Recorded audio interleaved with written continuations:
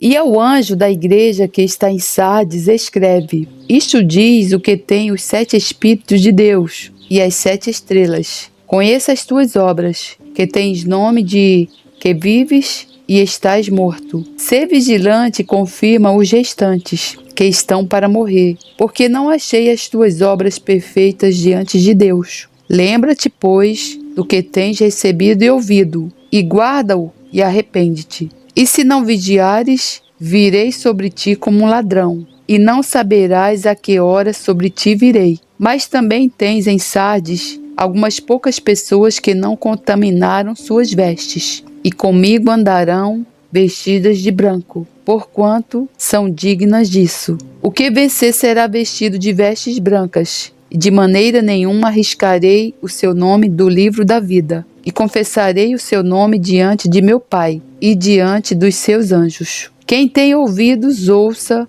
o que o Espírito diz às igrejas. Apocalipse 3, 1-6. Sardes, a igreja morta. A igreja em Sardes foi descrita como morta. Parecia estar viva, tinha uma reputação de estar viva, parecia espiritualmente vibrante por fora, mas era espiritualmente sem vida. A igreja era cristã apenas no nome. Isso lembra a repreensão mordaz de Cristo aos fariseus, que parecem belos por fora, mas por dentro estão cheios de ossos de mortos e de tudo o que é imundo. São os chamados sepulcros caiados pelo próprio Jesus. Em Mateus 23-27, Jesus disse assim: Ai de vós, mestres da lei e fariseus hipócritas, vós sois como sepulcros caiados. Por fora parecem belos, mas por dentro estão cheios de ossos de mortos e de toda podridão. A aparência da igreja de Sardes é a de um cadáver lindamente adornado em uma casa funerária. E o Senhor não é enganado.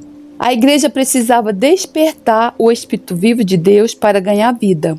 O que estava morto sobre a igreja e o que precisava ser revivido. Primeiro, não havia nenhuma indicação de perseguição ou problemas de forças externas. Nem havia nenhuma heresia interna, em contraste com algumas das outras igrejas. As coisas pareciam pacíficas e religiosamente corretas. Talvez fosse uma igreja boa demais para ser verdade. Sua aparência religiosamente adequada pode ter significado apenas que ela havia se comprometido total e silenciosamente com a verdade e a sociedade pagã ao seu redor. Isso pode explicar sua aparência externa calma e sedada. George Eldon Ladd definiu a igreja de Sardes como uma imagem do cristianismo nominal, exteriormente próspera, ocupada com os aspectos externos da atividade religiosa, mas desprovida de vida e poder espiritual. Paulo descreveu tais cristãos, dizendo que eles pareciam bastante religiosos, mas negavam o poder de Deus em suas vidas.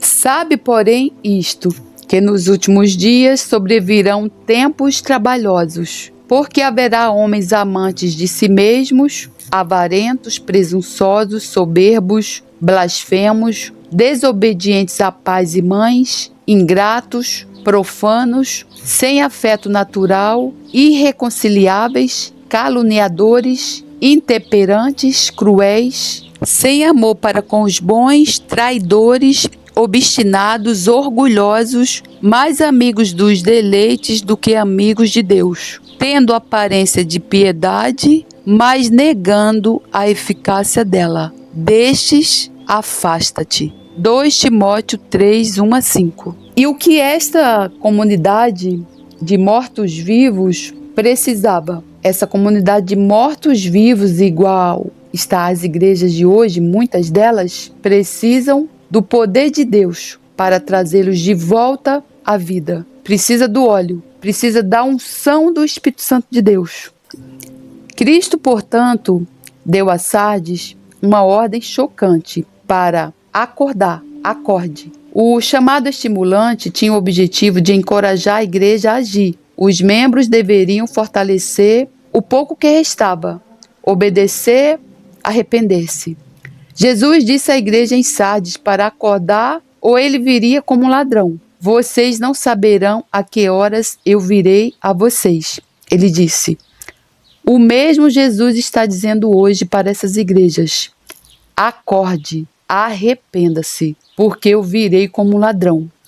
Promessa a Sardes. Enquanto a maioria na igreja de Sardes estava em um estado espiritual morto, algumas pessoas eram fiéis a Cristo e não tinham sujado suas vestes. Foi-lhes prometido que seriam levadas a uma caminhada em Cristo e que seriam vestidos de branco. Vestes brancas são mencionadas em 5 outras ocasiões em Apocalipse. A igreja em Laodiceia precisava delas para esconder sua vergonha espiritual. Os 24 anciãos usam vestes brancas. Os mártires que aguardavam o julgamento de Deus recebem vestes brancas para vestir. Os exércitos que aparecem com o Messias também usam linho branco e limpo. A grande multidão dos salvos em Apocalipse 7 usa vestes tornadas brancas no sangue vermelho do Cordeiro. O paradoxo da cor faz o ponto. Implica que a cor branca representa o povo de Deus tornado espiritualmente puro e justificado pelo sangue de Jesus. Em Apocalipse 3,18 diz: Aconselho-te que de mim compres ouro provado no fogo, para que te enriqueças, e roupas brancas para que te vistas, e não apareça a vergonha da tua nudez, e que unjas os teus olhos com o colírio, para que vejas. Apocalipse 4:4. E ao redor do trono havia 24 tronos, e via sentados sobre os tronos 24 anciãos vestidos de vestes brancas, e tinham sobre suas cabeças coroas de ouro. E seguiam-no os exércitos no céu em cavalos brancos e vestidos de linho fino, branco e puro. Apocalipse 19:14. Apocalipse 7:14. E eu disse-lhe: Senhor, tu sabes. E ele disse-me: Estes são os que vieram da grande tribulação e lavaram as suas vestes e as branquearam no sangue do Cordeiro.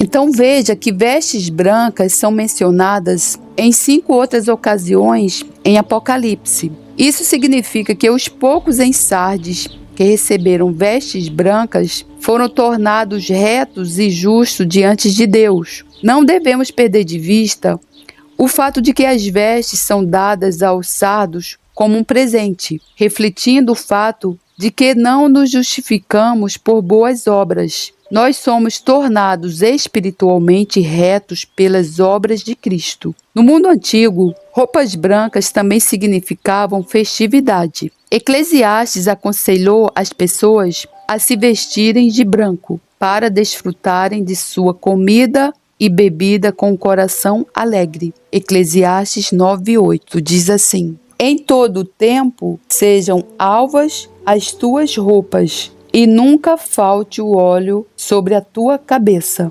Alvas as tuas roupas e óleo sobre a tua cabeça. Esse óleo é a unção do Espírito Santo de Deus. E veja a importância de nos deixarmos guiar pelo Espírito Santo de Deus, de estarmos debaixo do senhorio do Espírito Santo de Deus. Porque a palavra de Deus diz que aqueles que são filhos são guiados pelo Espírito Santo de Deus. Então aqueles vestidos de branco festejarão na ceia das bodas do Cordeiro no reino de Deus. Será seu dia de vitória, um momento para vestirem as melhores roupas, limpas e brancas. Glórias a Deus. Os santos justos em Sardes também receberam a promessa que seus nomes apareceriam no livro da vida. Veja o que diz em Apocalipse 3:5. O que vencer será vestido de vestes brancas, e de maneira nenhuma arriscarei o seu nome do livro da vida, e confessarei o seu nome diante de meu Pai e diante dos seus anjos. Somente aqueles nomes registrados no livro da vida do Cordeiro serão permitidos na Nova Jerusalém, e não entrará nela coisa alguma que contamine e cometa abominação e mentira, mas só os que estão inscritos no livro da vida do Cordeiro. Apocalipse 21, 27. A ideia de um livro razão divino é uma figura de linguagem do Antigo Testamento para a salvação do Senhor.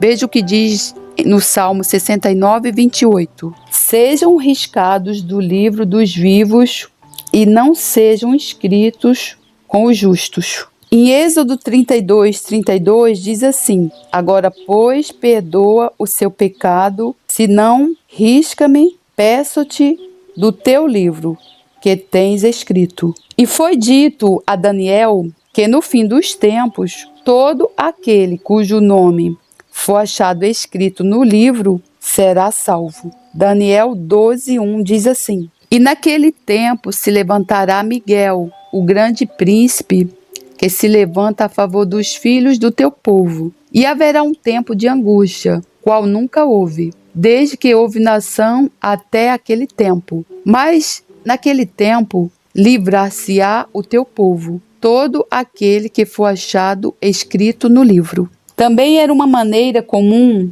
do Novo Testamento de falar de salvação, de ter uma parte no reino de Deus. Jesus usou o termo em Lucas 10, 20. Diz assim: mas não vos alegreis, porque se vos sujeitem os espíritos. Alegrai-vos antes por estarem os vossos nomes escritos nos céus. Isso foi quando os discípulos voltaram alegres e disseram para Jesus assim: Senhor, em teu nome até os espíritos imundos se nos submetem. E Jesus falou isso para eles. Paulo disse em Filipenses 4:3: sim, e peço a você, leal companheiro de julgo, que as ajude, pois lutaram ao meu lado na causa do Evangelho, com Clemente e meus demais cooperadores. Os seus nomes estão no livro da vida. E Paulo também, em Hebreus, fala da igreja dos primogênitos, cujos nomes estão escritos nos céus. A exceção do nome de uma pessoa em um livro da vida é outra metáfora para a salvação e vida eterna. Veja o que diz em Hebreus 12, 23. A universal Assembleia Igreja dos Primogênitos, que estão inscritos nos céus, e a Deus, o juiz de todos, e aos espíritos dos justos aperfeiçoados. A metáfora também seria familiar aos não-judeus da igreja de Sardes. Cidades antigas no mundo grego mantinham registros dos nomes de seus cidadãos. Criminosos eram removidos do registro civil e perdiam sua cidadania. Sardes, como a capital ocidental dos antigos impérios persa e seleucida, teria mantido os arquivos reais para uma ampla área. Finalmente, Jesus prometeu reconhecer o nome do vencedor em Sardes diante de seu Pai. Isso lembra a promessa de Jesus como Filho de Deus encarnado. Todo aquele que me confessar diante dos homens, eu também o confessarei diante de meu Pai que está nos céus, como diz em Mateus 10, 32. Então veja, querido irmão, que a igreja de Laodiceia, ela estava morta, mas ainda existiam ali alguns cristãos que não tinham sido contaminados. Então, qual foi o caminho apontado? Arrependimento. Senão, Jesus viria como ladrão. E ele virá como ladrão. Por isso que nós precisamos estar preparados. Então, veja o que Paulo falou aqui. Tendo aparência de piedade, mas negando a eficácia dela. Destes, afasta-te. O que seria a piedade? A piedade, ela olha para Deus e lamenta a sua distância dele. A piedade faz o homem semelhante ao próprio Deus. A piedade conduz o homem a amar a Deus e a servi-lo. A piedade, ela traz o temor de Deus diante de seus olhos e tremor diante de Deus em seu coração. A piedade, ela conduz à santificação. O homem piedoso, ele procura primeiro o reino de Deus e a sua justiça, e espera nele as outras coisas. A piedade, ela prepara o homem para morar com Deus para sempre. Glórias a Deus. A verdadeira piedade é onde reside, onde existe o poder espiritual. O homem desprovido de piedade, ele é um homem desprovido de poder espiritual. Esses homens, eles agem sem poder, eles geralmente não são regenerados, muitos deles precisam nascer de novo. A crença é mais na doutrina do que em Cristo. A base da pregação é doutrina e não Cristo crucificado. Eles enganam a si mesmos, eles vivem naquela fachada, naquela igreja ali religiosa. A igreja está doente espiritualmente, também fisicamente. Você vê ali vários membros doentes, vários membros precisando de libertação, de cura. Você vê ali a regência ali de Jezabel, de espírito de Pitom. Você vê a bruxaria ali dentro daquela igreja, e aquela igreja está ali sob a influência maligna desses principados. A igreja ela está sendo sufocada, ela está uma morta-viva. Ela está debaixo da maldição de Deus, ela está como uma tamaqueira seca. Como disse Jeremias, diz assim: porque será como o arbusto solitário no deserto, e não verá quando vier o bem. Antes morará nos lugares secos do deserto, na terra salgada e inabitável. Bendito o homem que confia no Senhor e cuja esperança é o Senhor, porque ele é como a árvore plantada junto às águas, que estende as suas raízes para o ribeiro e não receia quando vem o calor, mas a sua folha fica verde, e no ano de sequidão não se perturba, nem deixa de dar fruto. Jeremias 17, 6, 8. Ou seja, ali você não vê fruto, você não vê ali a pessoa ser chamada para o verdadeiro arrependimento, para verdadeiramente se converter ao Evangelho. Você não vê ninguém se convertendo ali. Você vê ali situação financeira ali destrutiva, não só do líder, mas também dos membros. Eu congreguei numa igreja assim, fiquei um pouco tempo, aonde a líder se chamava uma pastora. A gente sabe que não existe pastora na Bíblia. E ali nessa congregação, aonde a liderança está sobre os ombros de uma mulher, ali existe uma maldição. Ali existe uma regência espiritual do espírito de Pitom e do espírito de Jezabel. Aquela igreja está debaixo de maldição, realmente. A igreja estava em obras há anos.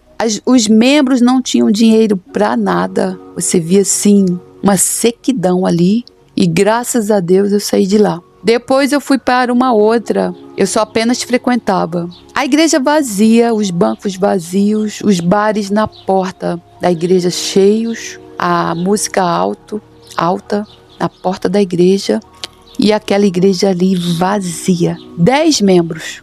A igreja tem 50 lugares, mas a igreja só tem 10 membros. Você entra lá, você não consegue sentir a presença do Espírito Santo de Deus.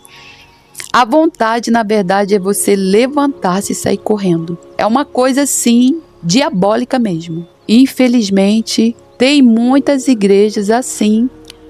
E o que impede dos líderes perceberem o engano onde eles estão são as fortalezas da mente, colocadas pelo próprio Satanás. Porque nós precisamos entender que a nossa luta maior é realmente contra as fortalezas da mente colocada por Satanás. Então, se essa liderança não verdadeiramente se arrepender do pecado de orgulho, aquela tamaqueira seca ela vai secar. E Jesus, o que é que ele faz com uma árvore que não dá frutos? Ele amaldiçoa.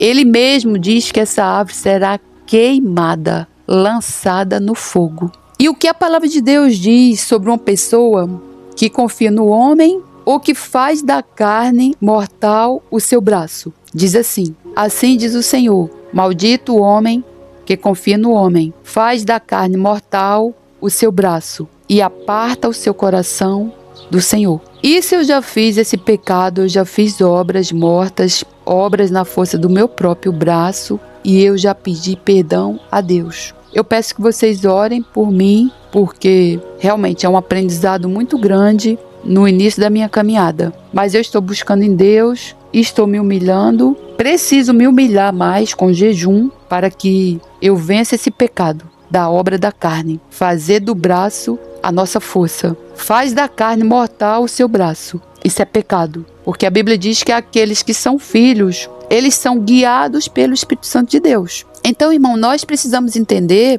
que a igreja primitiva, ela não nomeava ninguém. Os pastores, os evangelistas eram escolhidos pelo Espírito Santo de Deus. A igreja começou em Pentecostes, com o batismo de 3.000 pessoas. E aquelas pessoas, elas faziam a obra quando realmente elas recebiam o Espírito Santo de Deus ali. Falavam em línguas.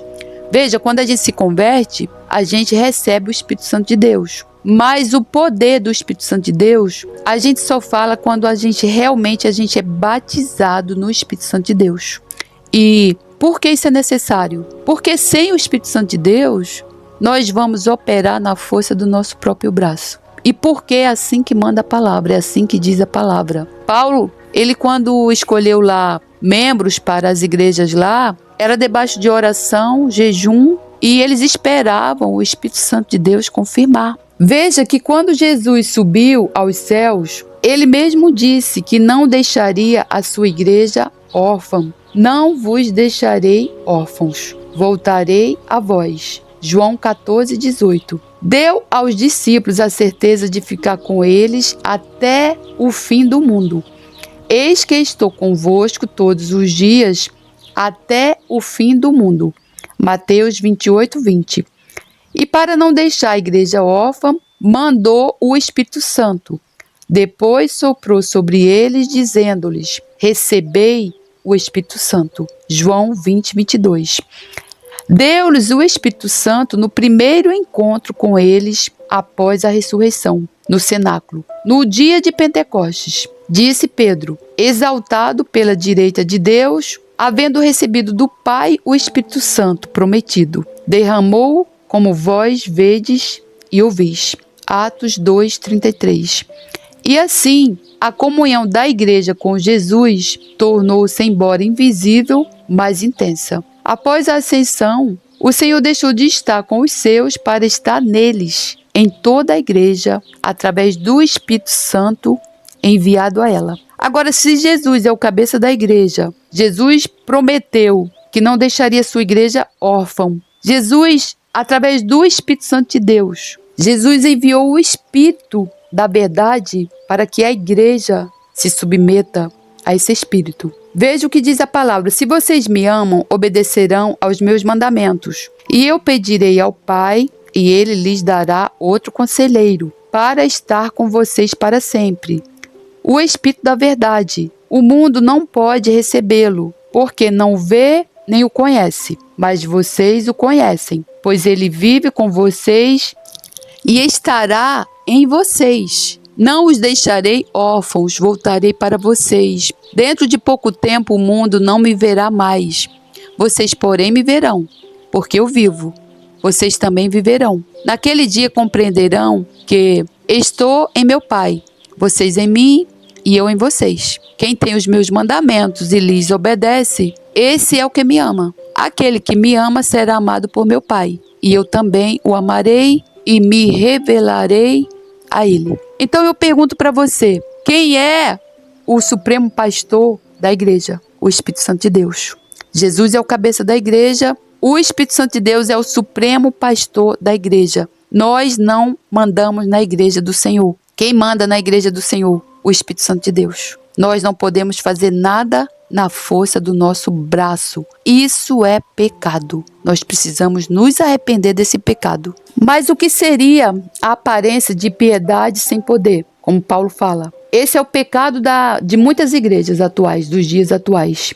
Aparência de piedade sem poder. O que caracteriza essa piedade sem poder? Ela brota da natureza caída, da força da carne, não é guiada pelo Espírito Santo de Deus, faz as coisas na força do seu próprio braço, porque aqueles que são filhos, eles são guiados pelo Espírito. Tem aparência de piedade, porém sem poder, sem sinais, sem maravilhas, sem milagres, sem frutos de arrependimento. Geralmente é uma profissão ali, aquela pessoa está exercendo uma profissão ali, é um religioso. Às vezes a pessoa herdou uma igreja do avô, do pai, né? E ela ali verdadeiramente, ela não é um cristão convertido. Muitas das vezes com o intuito de obter lucro com a piedade. Não é zelo por Deus, mas pelo ouro, pela prata, pelo metal vil. Quer ser sustentado, não quer trabalhar. Não são verdadeiramente convertidos, se escondem por trás da religião, sabem a Bíblia, têm o conhecimento doutrinário, muitas vezes negam a autossuficiência da Bíblia, alteram, acrescentam, pregam mais doutrina do que a própria palavra, negam a soberania e a autossuficiência da palavra de Deus. São muito difíceis de serem alcançados por causa das fortalezas das mentes colocadas por Satanás. São orgulhosos. Se você ademoestar um homem desse, mesmo sendo com amor, eles vão virar a cara para você, eles vão te chamar até mesmo do pecado de rebelião, e você, para lidar com essas fortalezas da mente de um homem como esse, que tem muito conhecimento e se acha o tal, você tem que ter muita sabedoria. Eles negam o poder da palavra de Deus, eles exercem uma religião nominal, um farisaísmo, uma coisa morta, onde não há vida. O Espírito Santo não habita ali naquela congregação. Ali você não vê libertação, nem cura, nem operação de milagres e maravilhas, nem sinais. Eles negam o poder do Evangelho. E o que seria esse poder? Deus é o próprio poder da piedade. O Espírito Santo é a vida e a força dessa piedade. A piedade é a força que traz o homem a Deus e vincula-o a Ele. A piedade é o que cria o arrependimento em direção a Deus e a fé nele. É o que chama para o arrependimento. Ali não há chamada para o verdadeiro arrependimento. Ali o que há são meras palavras, pregações. Você escuta, mas você ali não sabe verdadeiramente quem é Jesus Cristo, qual é a base do Evangelho de Jesus Cristo. Ali você não sente a presença do Espírito Santo de Deus. Ali tudo morre.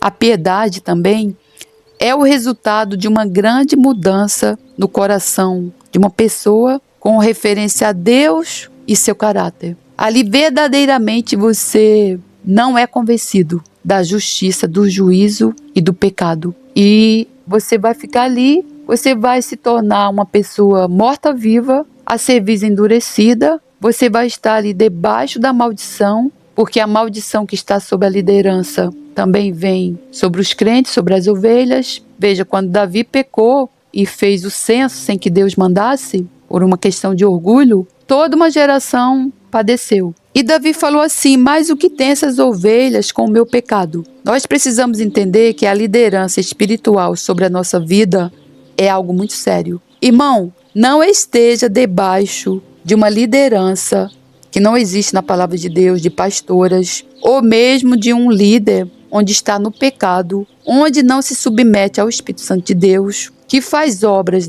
na força do próprio braço e que não gerem frutos ali do verdadeiro arrependimento. Que não chamem as pessoas ali para o arrependimento. Que não preguem verdadeiramente a verdade da palavra de Deus. Você vai estar sobre a maldição e você também vai secar como aquela tamaqueira. Aí você pode se perguntar, mas o que seria uma piedade com poder? Uma piedade com poder era o que Jesus fazia: curar enfermos, libertar cativos, oprimidos, expulsar demônios, operar milagres e maravilhas e sinais. O que a igreja primitiva fazia, o que os apóstolos faziam e o que a igreja deve fazer hoje, porque a Bíblia não pode ser mudada. Então, se a igreja está fazendo diferente, a igreja está no pecado e precisa se arrepender. Veja o que diz em Atos 19, 11 a 20. E Deus, pelas mãos de Paulo, fazia maravilhas extraordinárias, de sorte que até os lenços e aventais se levavam do seu corpo aos enfermos e as enfermidades fugiam deles e os espíritos malignos saíam. Veja bem, irmão, os lenços de Paulo e aventais, curavam enfermos e expulsavam espíritos malignos. Agora eu te pergunto, o que é que as igrejas de hoje, muitas delas, estão fazendo? Vendendo vassouras ungidas, vendendo lenços com cuspe, vendendo rosas vermelhas ungidas, que é a rosa da macumbaria usada ali para fazer despacho para pomba gira. Satanás, ele adora a rosa vermelha. Misericórdia, meu Deus, da tua igreja. E alguns dos exorcistas judeus ambulantes tentavam invocar o nome do Senhor Jesus sobre os que tinham espíritos malignos, dizendo: "Esconjuro-vos por Jesus, a quem Paulo prega." Os que faziam isto eram 7 filhos de Seba, judeu principal dos sacerdotes. Respondendo, porém, o espírito maligno disse: "Conheço a Jesus e bem sei quem é Paulo. Mas vós, quem sois?" E saltando neles, o homem que tinha o espírito maligno e asserenhoando-se dos 2, pôde mais do que eles, de tal maneira que nus e feridos fugiram daquela casa. E foi isto notório a todos os que habitavam em Éfeso, tanto judeus como gregos. E caiu temor sobre todos eles, e o nome do Senhor Jesus era engrandecido. Muitos dos que tinham crido vinham confessando e publicando os seus feitos. Também muitos dos que seguiam artes mágicas trouxeram os seus livros e os queimaram na presença de todos.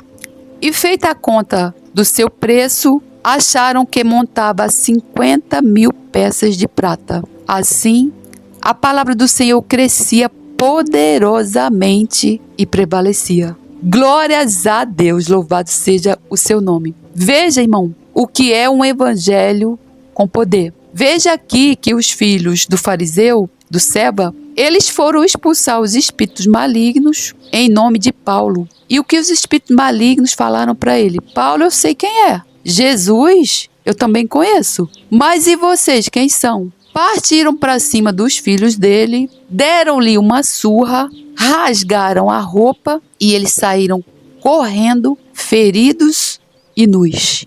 Agora eu te pergunto, o que vai acontecer hoje na vida de um homem que realmente está desprovido desse evangelho, que não está sob a unção do Espírito Santo de Deus, que está fazendo a obra por dinheiro? Ele vai expulsar um espírito maligno? Aliás, ele nem vai expulsar, porque ele não tem coragem. Ele é um incrédulo. Ele não acredita nessa parte aqui da Bíblia. Eu não sei por que eles não acreditam, eles são incrédulos. Irmão, a incredulidade é pecado, irmão. Se tu está fazendo a obra do Senhor e tu tem medo de expulsar espírito maligno, tu está no pecado. Então veja, você não vai expulsar espírito maligno, por quê? Porque você é um incrédulo, você está com medo, você está fazendo a obra do Senhor pela metade. Eu tenho uma ira santa, eu fico revoltada porque eu estava cheia de demônio e não achei um homem de Deus que pudesse expulsar meus espíritos malignos. Quem expulsou verdadeiramente foi uma mulher de Deus. Embora ela se diga pastora, porque pastora não tem na Bíblia, mas foi ela que expulsou meus espíritos malignos, porque eu não sabia expulsar. Porque se fosse hoje eu ia botar esses espíritos tudo para correr em nome do Senhor Jesus.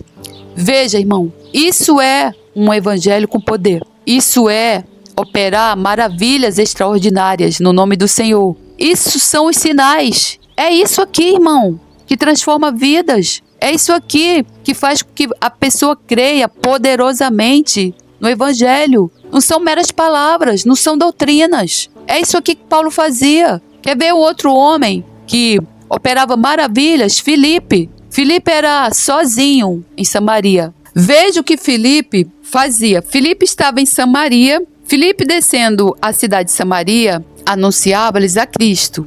As multidões atendiam unânimes às coisas que Filipe dizia, ouvindo-as e vendo os sinais. Veja, sinais que ele operava. Pois os espíritos imundos de muitos possessos saíam gritando em alta voz. E muitos paralíticos e coxos foram curados.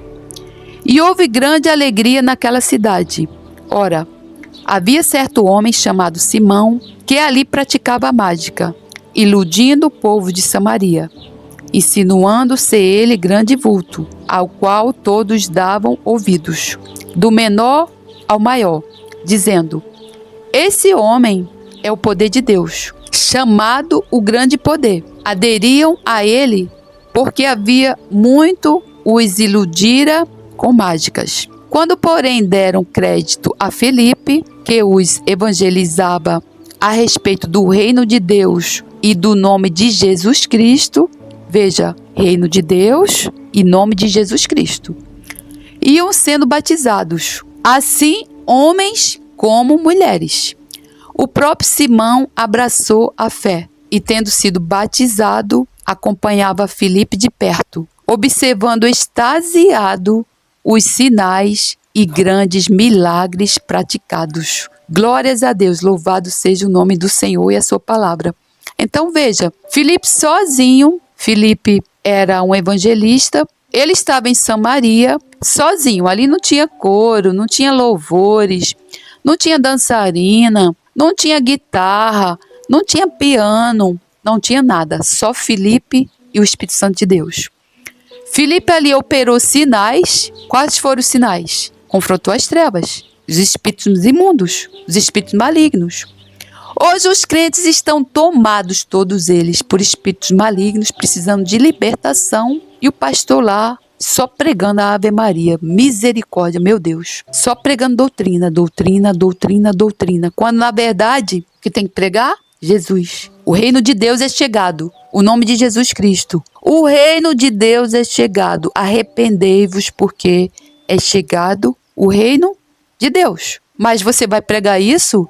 Mas você vai demonstrar o poder do reino de Deus. E qual é? Confrontar os espíritos imundos, expulsar, operar milagres, levantar paralíticos, coxos. E veja, aqui existia um mágico lá, ele já devia estar fazendo mágica ali, enganando aquele povo há muito tempo. É como as pitonisas hoje dentro da igreja, entregando profecias falsas, dominando ali. A liderança da igreja aceita isso, porque a igreja está cheia. As pessoas vão atrás ali daquelas profecias falsas e a igreja está cheia disso. E a liderança ali está debaixo da maldição de Deus. Está debaixo da ira de Deus. E veja aqui que o próprio Simão abraçou a fé. Não precisou de muita coisa. Não precisou Filipe se jogar no chão, nada disso. Filipe só usou o próprio poder do Espírito Santo de Deus. Veja então que Filipe era um evangelista, ele foi a Samaria pregar o evangelho de Jesus Cristo, anunciando o reino de Deus. E as pessoas ficaram atentas ao que ele dizia e viram os sinais milagrosos que ele realizava em nome de Jesus. E muitos ali creram e foram batizados. Veja bem, Filipe aqui também estava no meio dessa multidão e um anjo do Senhor chegou a Filipe ali e pediu para Filipe sair dali daquele lugar e ir ao encontro de um etíope eunuco que estava numa estrada lá deserta. Por que que o eunuco estava ali? O eunuco não poderia entrar no templo, porque ele não era do povo judeu, do povo Israel, do povo escolhido. O povo de Israel não deixava os gentios entrarem no templo para adorar a Deus. Então, o Filipe estava ali na estrada e veja o que aconteceu. Filipe foi usado pelo Espírito Santo para levar o evangelho a um eunuco etíope, membro da corte de Candace, a rainha etíope. Filipe encontrou o eunuco sentado em sua carruagem nessa estrada deserta. Na verdade, o anjo do Senhor falou para Filipe sair dali do meio da multidão e ir encontrar esse eunuco etíope que estava na estrada, porque Deus sabia do coração do eunuco e sabia que o eunuco queria receber o evangelho, queria ser salvo.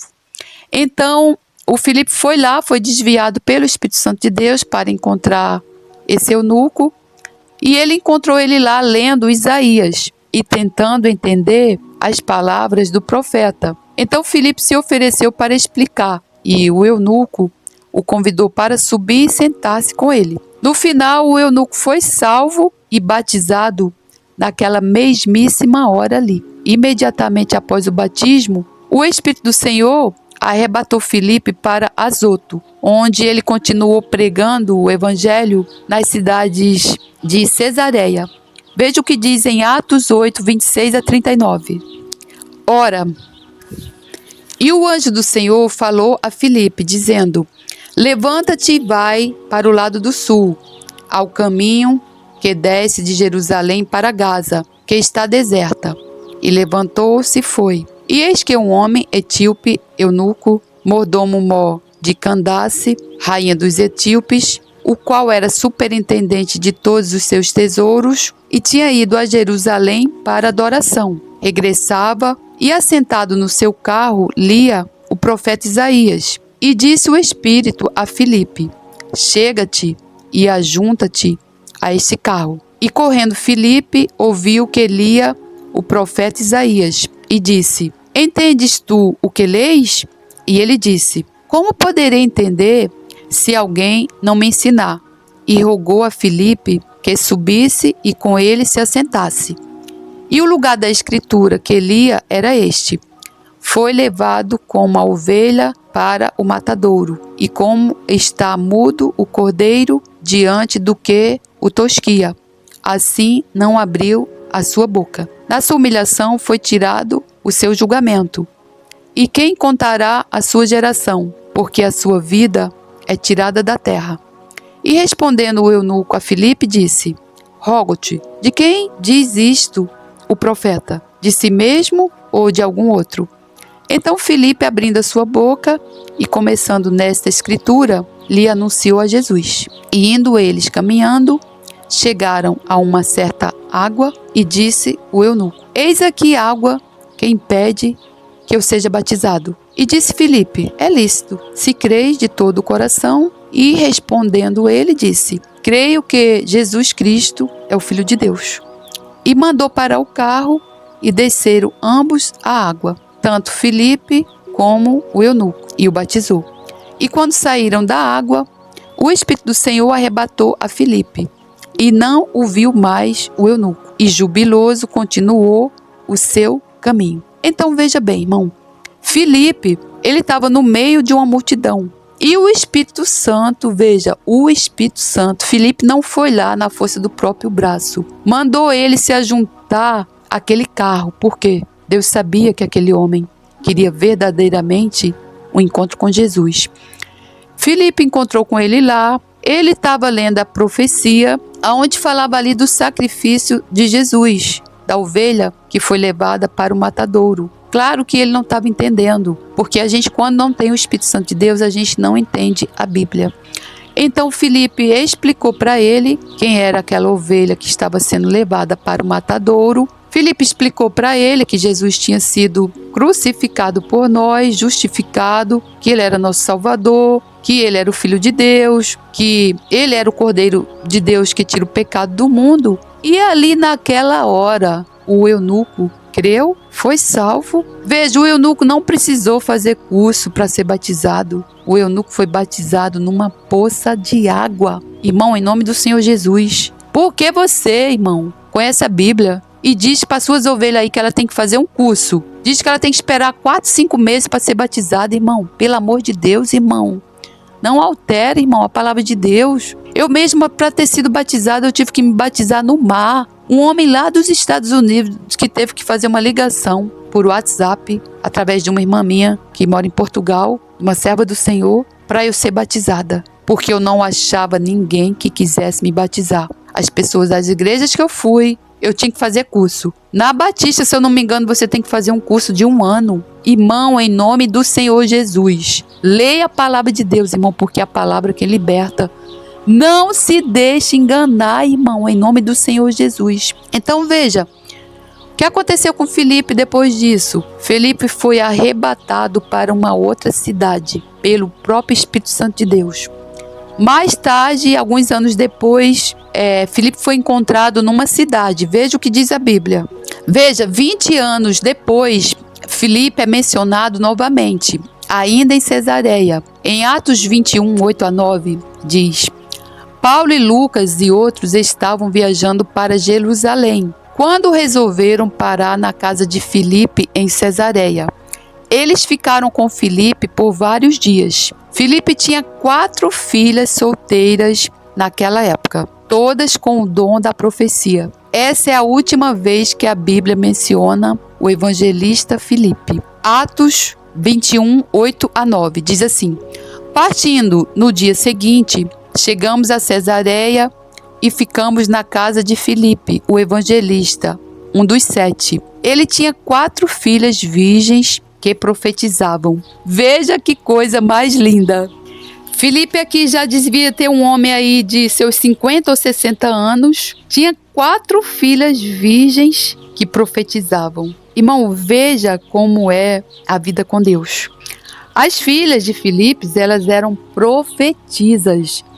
Elas não eram pitonisas. Sabe qual é a diferença? A piton, ela é um espírito maligno. Foi aquele espírito maligno que Paulo expulsou daquela vidente lá. Eu vou deixar o versículo aqui. E é o que mais tem nas igrejas hoje. O espírito de piton que prega profecias falsas, adivinhação. Isso é bruxaria, irmão, dentro da igreja. A igreja precisa se arrepender desse pecado urgente, porque senão a igreja vai secar como a tamanqueira. Veja qual é a diferença de uma profetisa, como as filhas de Filipe, e uma pitonisa, como que tem hoje dentro das igrejas. Veja o que é uma piedade com poder na vida de Paulo.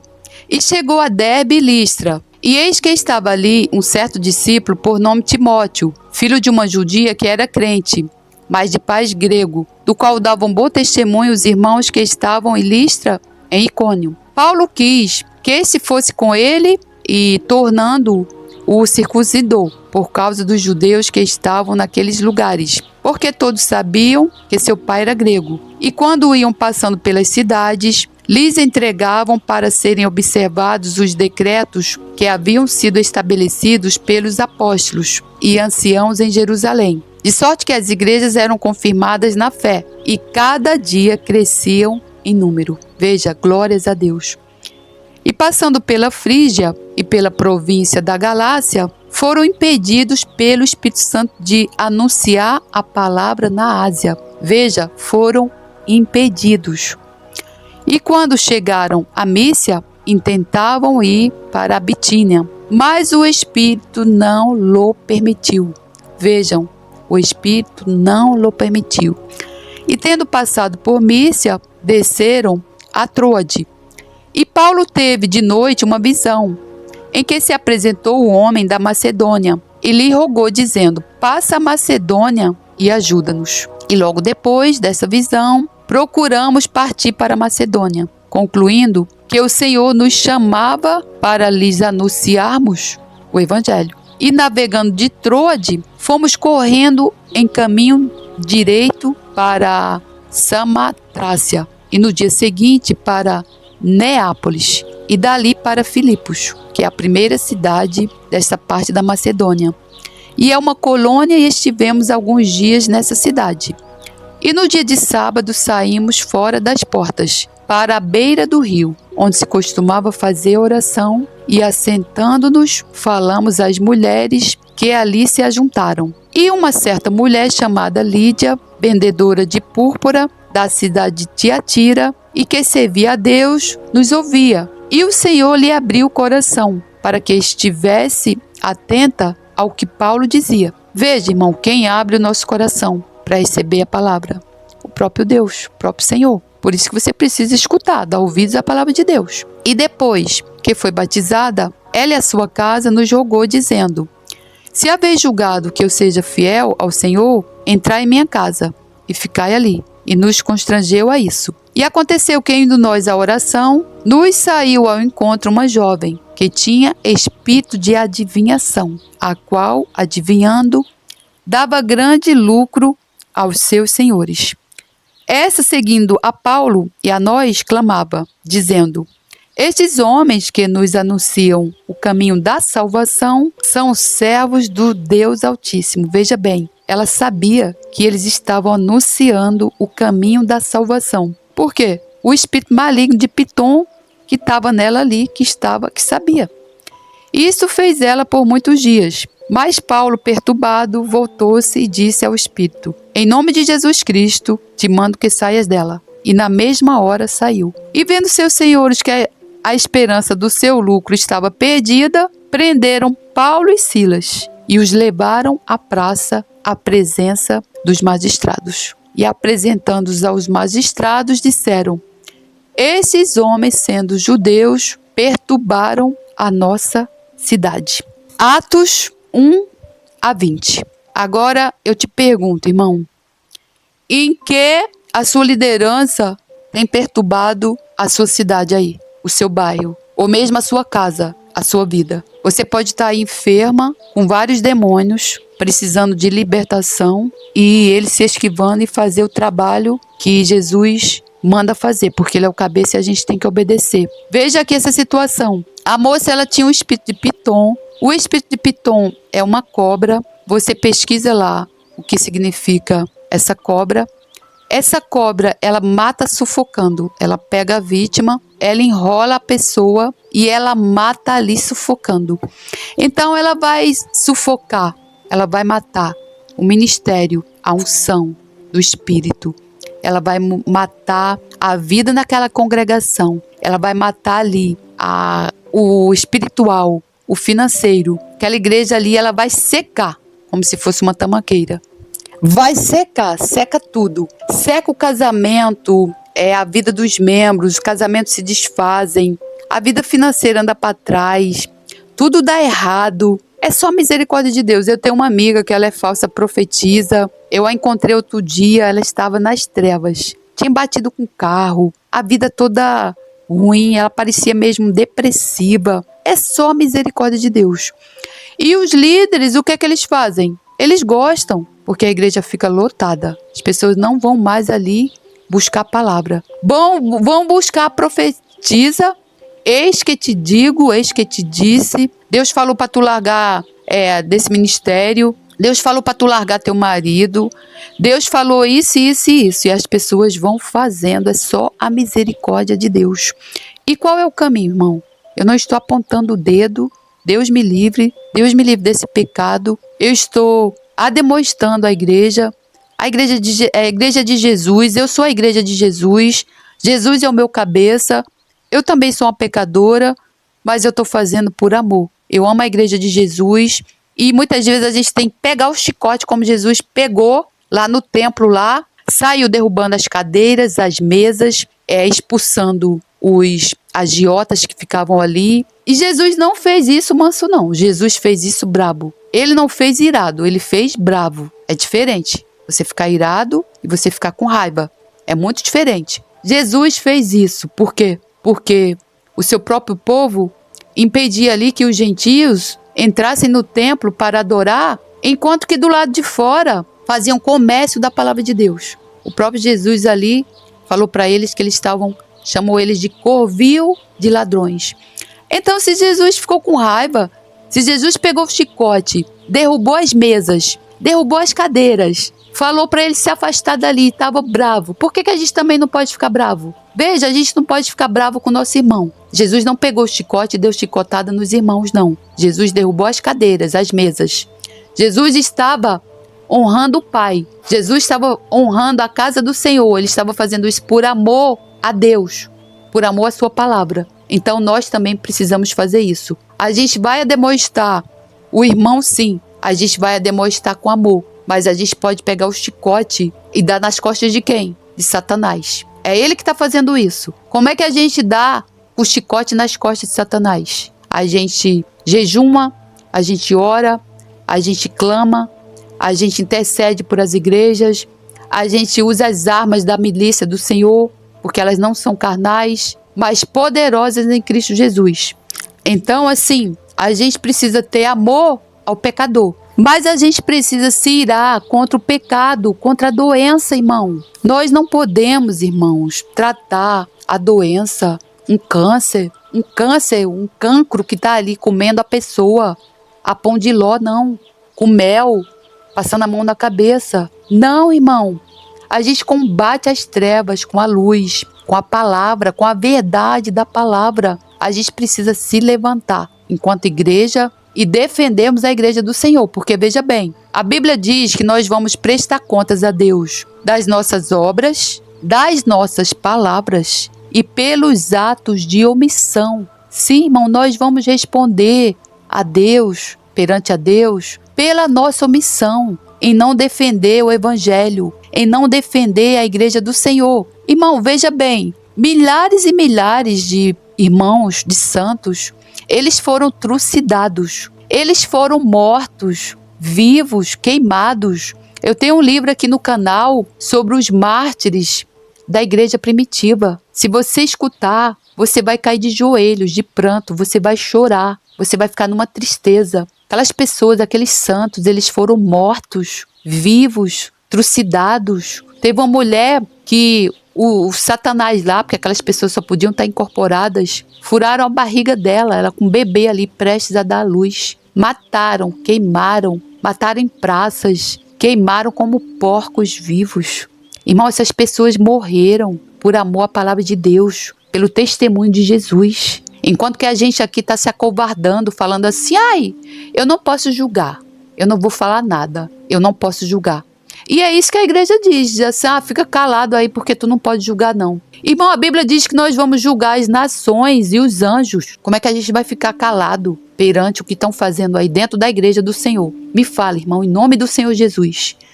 Como a gente vai se acovardar, irmão? A palavra de Deus diz que Deus não nos deu espírito de medo, mas de amor, temor e moderação. Então, em primeiro lugar, nós devemos ademoestar, sim, com amor, amando o pecador, odiando o pecado, odiando a doença, tratando a doença como tem que ser tratada. Não é ali com meias palavras, não. É com a verdade. É com a verdade da palavra, porque é a verdade quem me libertou. É a verdade que salva, que liberta, que cura. Conheceis a verdade e a verdade vos libertará. Então, eu nesse momento, eu vou profetizar sobre esses ossos secos, sobre essa tamanqueira seca. Vou fazer como disse Ezequiel. Então me disse, profetiza sobre esses ossos e diz-lhes, ossos secos, ouvi a palavra do Senhor. Assim diz o Senhor Deus a estes ossos. Eis que farei entrar em vós o Espírito, e vivereis. E porei nervos sobre vós, e farei crescer carne sobre vós. E sobre vós estenderei pele, e porei em vós o Espírito. E vivereis, e sabereis que eu sou o Senhor. Então profetizei como se me deu ordem. E houve um ruído, enquanto eu profetizava, e eis que se fez um rebuliço, e os ossos se achegaram, cada osso ao seu osso. E olhei, e eis que vieram nervos sobre eles, e cresceu a carne, e estendeu-se a pele sobre eles, por cima, mas não havia neles espírito. E ele me disse, profetiza ao Espírito, profetiza, ó Filho do homem, e dize ao Espírito, assim diz o Senhor Deus, vem dos quatro ventos, ó Espírito, e assopra sobre estes mortos, para que vivam. E profetizei como ele me deu ordem. Então o Espírito entrou neles e viveram, e se puseram em pé um exército grande em extremo. Então me disse, Filho do homem, estes ossos são toda a casa de Israel.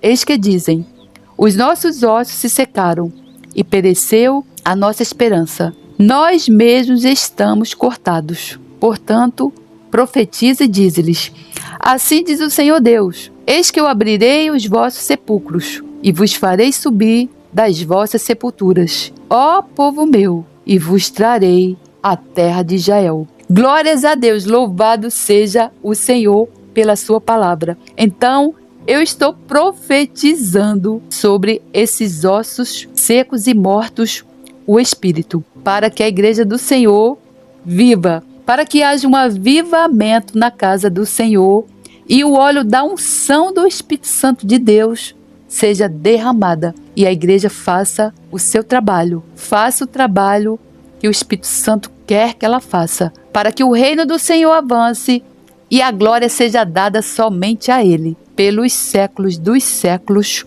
Amém.